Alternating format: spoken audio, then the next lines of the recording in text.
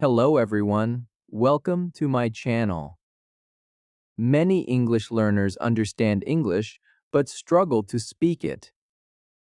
They watch videos, they read books, they memorize vocabulary, they study grammar. Can't. But when it is time to speak, they become nervous. The reason is simple. They don't get enough speaking practice. Imagine a person who wants to become a great football player, but never plays football. Eh? He can watch matches and read about the game, but his skills will not improve without practice. Speaking English works the same way. You need to use your voice. You need to create sentences. You need to get comfortable hearing yourself.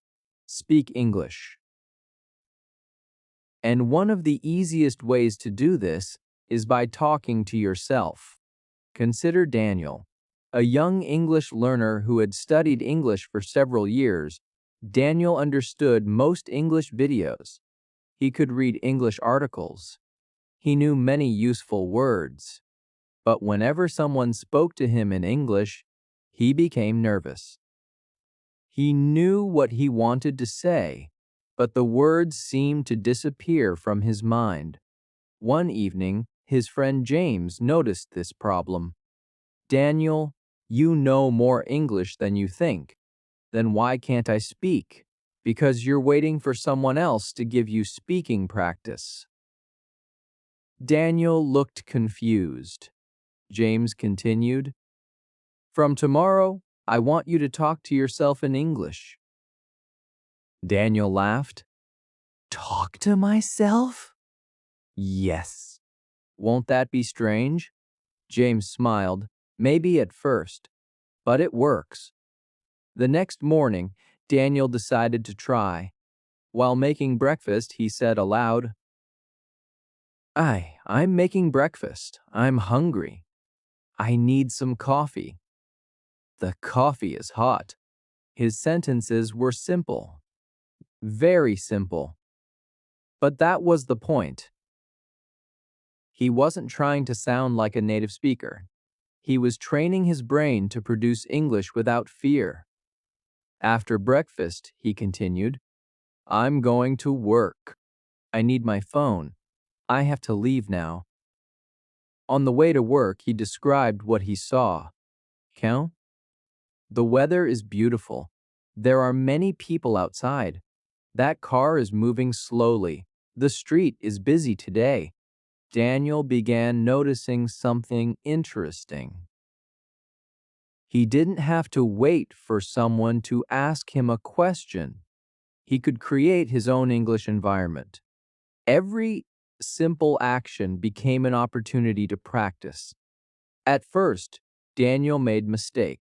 Sometimes his grammar was wrong. Sometimes he forgot words. Sometimes he stopped in the middle of a sentence. But he kept going. He realized something important. The goal wasn't to speak perfect English. The goal was to become comfortable speaking English.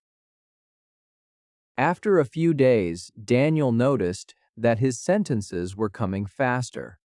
After a few weeks, he started thinking in English during everyday activities, and slowly, speaking English became less frightening. This was only the beginning. Okay? Because James had another technique that would take Daniel's self-talk practice to the next level. Instead of simply describing what he was doing, Daniel would learn how to turn ordinary moments into real English conversations. Chapter 2. Turn your daily life into English practice. The next morning, Daniel remembered James's advice. He decided that he would not wait for a special time to practice English. Instead, he would use the entire day as his classroom. As soon as he woke up, he started talking to himself. "I'm awake now. I need to get out of bed. I have work today. I should take a shower." The sentences were simple, but Daniel kept speaking. While getting dressed, he continued, "Where is my blue shirt? Here it is. I think I'll wear this one. My shoes are near the door." Then he walked into the kitchen. "I'm hungry. What should I eat?" "I think I'll make some eggs. The pan is hot. I need some oil." Daniel realized something important. He didn't need special vocabulary. He could practice with the English he already knew.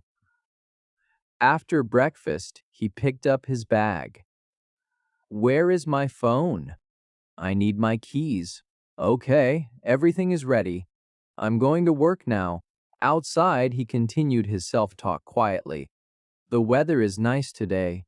The sky is clear. There are many people on the road. That bus is full. Someone is walking a dog." Instead of simply looking at things, Daniel described them in English. This exercise made his brain work differently. He wasn't translating his surroundings. He was connecting what he saw directly with English words. At work, he continued the same habit. Before starting his computer, he said, "I have several things to do today. First, I need to check my emails. Then I'll finish this report. After lunch, I have a meeting." Whenever he finished a task, he described it. "I've finished the report. Now I can take a short break. I need to call James." This may sound unusual, but Daniel was training an important skill. He was teaching his brain to create English sentences automatically. Later that afternoon, James called him. "How is your practice going?" Daniel smiled. "I'm talking to myself all day." James laughed. "Good. But now I want you to do something different." "What?" "Don't only describe what you're doing. Start asking yourself questions." Daniel thought about it. James continued. "For example, ask yourself, what am I doing?" Then answer. Ask, why am I doing it then? Answer again. Daniel decided to try. He looked at his desk. What am I doing? I'm working on a report. Why am I doing it? Because I need to finish it before the meeting. What will I do after that? I'll check my emails. Daniel smiled. It felt like a real conversation.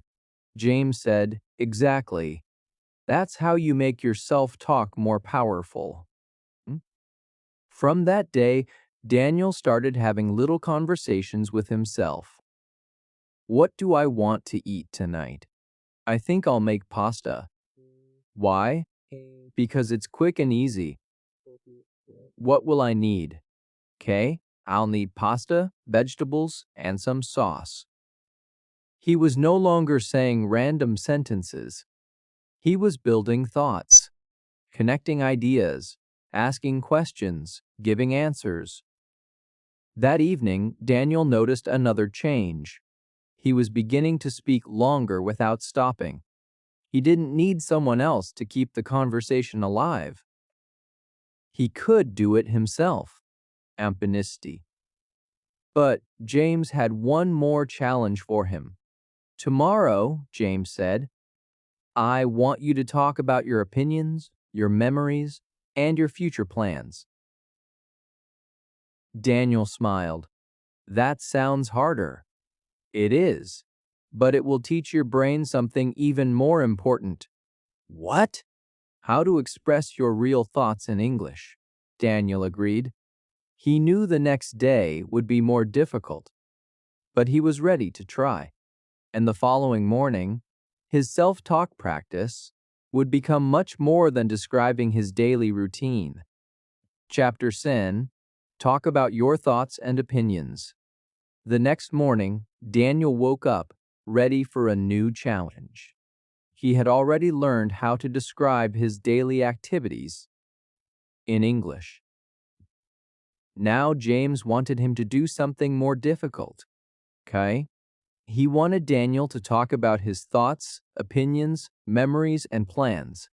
While making breakfast, Daniel looked at his coffee and started talking. I really like coffee in the morning. Eh? It helps me feel awake. I usually drink it before I start working. Then he stopped. For a moment, Daniel realized something. He wasn't simply describing an object anymore. He was expressing an opinion. That was exactly what James wanted. Later that morning, Daniel asked himself another question. What do I enjoy doing in my free time?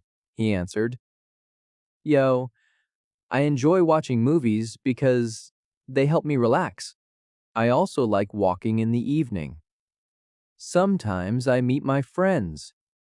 Daniel continued asking himself questions.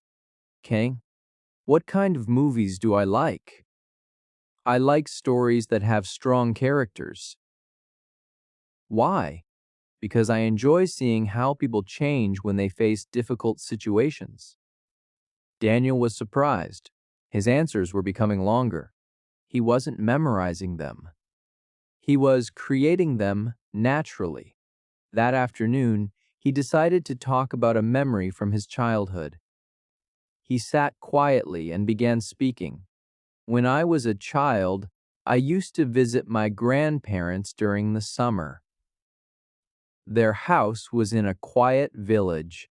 I remember playing outside with my cousins. We didn't have expensive toys, but we had a lot of fun. Daniel paused. He could picture everything clearly. The old house, the garden, his cousins running around, the warm summer evenings. Then he continued, Sometimes I wish I could go back to those days. I didn't understand how special they were at the time. Daniel suddenly realized how useful self-talk could be. He wasn't only practicing English, he was learning how to express his real feelings. That evening, James called him. So, what did you practice today? Daniel explained everything. James smiled. Excellent. Now I want you to practice talking about the future. The future? Yes. Talk about your plans and dreams. Daniel thought for a moment. Okay, he began. In the future, I want to become more confident in English. I want to travel to different countries. I'd like to meet people from different cultures. I also want to speak English without feeling nervous. James replied, Good, now explain why. Daniel continued, Because English can give me more opportunities. It can help me communicate with more people, and I want to feel comfortable when I travel. James smiled. Now you're doing real speaking practice. Daniel understood what James meant. Real conversations are not only about what you see. People talk about what they think, feel, remember, believe, and want. If Daniel wanted to become a confident speaker, he needed to practice all of these things. From that day forward, he created a simple routine. Every evening, he chose one topic. Sometimes he talked about his favorite movie. S- Sometimes he talked about his family. Sometimes he explained his opinion about social media. Sometimes he described a childhood memory. And sometimes he talked about his dreams. He gave himself 5 minutes, no dictionary, no translation app, no grammar book, just English. If he didn't know a word, he explained the idea using easier words. Effa. If he made a mistake, he corrected it and continued. After several weeks, Daniel noticed something remarkable. He could speak for 5 minutes without stopping. More importantly, he was no longer afraid of silence. Okay? If he forgot a word, He simply found another way to explain it. He was learning an important secret about fluency. You don't need every English word. Okay, you need the confidence to use the words you already know. But Daniel still had one weakness. He could talk to himself for several minutes. Yet he wasn't always comfortable when another person was listening. Exactly what Daniel needed next. He had one final exercise that would take Daniel from private practice to real conversation. And this time, Daniel would have to speak English without hiding behind his own thoughts. Chapter, Sue, Turn, Self-Talk into Real Conversation. The next evening, Daniel met James at the same small cafe where they had first talked about thinking in English. How? Daniel was feeling confident. He could describe his day. He could talk about his opinions. He could share childhood memories. He could even speak about his future plans. But James knew there was still one important step. You've learned how to talk to yourself, James said. Now it's time to use that skill with other people. Daniel nodded. I'm ready. James smiled. Then let's make it simple. He asked Daniel a question. What did you do today? Daniel answered naturally. I woke up early, made breakfast, and went to work. I had a busy morning because I had several things to finish. After lunch, I had a meeting with my manager. Then I came home and took a short walk. James nodded. Good. Now don't stop there. Ask me the same question. Daniel smiled. What did you do today? James answered. I went to work early too. I had a meeting in the morning, and after work I went shopping. Daniel continued. What did you buy? James answered. I bought some food and a new jacket. Daniel asked another question. Why did you need a new jacket? James laughed. Because my old one is getting too small. Daniel laughed too. He suddenly realized what was happening. They were having a real conversation. And Daniel wasn't translating. Okay? He was simply listening, thinking, and responding. James explained, this is the next stage of your practice. When you talk to yourself, you control the conversation. But real conversations are unpredictable. Someone may ask you something you didn't expect. They may use a word you don't know. They may speak quickly. You need to stay calm and continue. Daniel understood. So they practiced different situations. James pretended to be a stranger at an airport. Excuse me, could you tell me where Gate Star is? Daniel answered. Sure. Go straight and turn left. You should see it near the coffee shop. Then James changed the situation. You're at a restaurant. The waiter asks what you'd like. Daniel replied, I'd like a chicken sandwich and a glass of water, please. James continued, what if the waiter asks you something you don't understand? Daniel thought, I could say, you sorry, could you say that again? James smiled. Exactly. Daniel learned several useful phrases. Could you say that again? Could you speak a little more slowly? What does that mean? I'm not sure, but I think. Let me explain it another way. These phrases gave him confidence. He realized he didn't need to understand every single word to have a conversation. He only needed to stay calm and keep communicating. That night, Daniel decided to take his practice outside. He met Emma for coffee. At first, he felt nervous, but then he remembered his training. Listen, think, answer. Ask another question. Keep going. Emma asked, Daniel, what is something you've always wanted to learn? Daniel smiled. I've always wanted to learn how to play the guitar. Why? Because I love music, and I think it would be relaxing. Would you like to perform in front of people? And Daniel laughed. Maybe one day, but I'm not ready yet. They continued talking for almost 30 minutes. Daniel made a few grammar mistakes. He forgot a few words. But he never stopped. Kang? When he couldn't remember one word, he explained the idea differently. When he didn't understand Emma, he politely asked her to repeat herself. When the conversation became difficult, he stayed calm. At the end, Emma smiled. Your English has improved a lot. Daniel looked surprised. Really? Yes. You're not searching for every sentence anymore. Daniel smiled. Eh? He finally understood the purpose of talking to himself. It was never about speaking alone forever.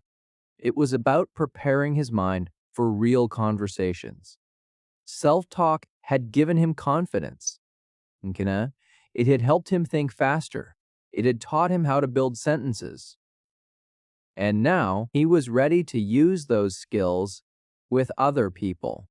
Before leaving the cafe, James gave him one final piece of advice. Talk to yourself every day, Tumple. But don't keep your English inside your room. Take it into the real world. Daniel nodded. From that day forward, English became part of his daily life. He talked to himself in the morning. He practiced questions during the day. He shared his thoughts in the evening. And whenever he had the chance, he spoke with real people. He stopped waiting to become perfect. He simply kept speaking. Because Daniel had finally discovered the truth, you don't become confident before you speak English. Now, you become confident because you keep speaking English. And sometimes the first conversation you need to have is the one you have with yourself.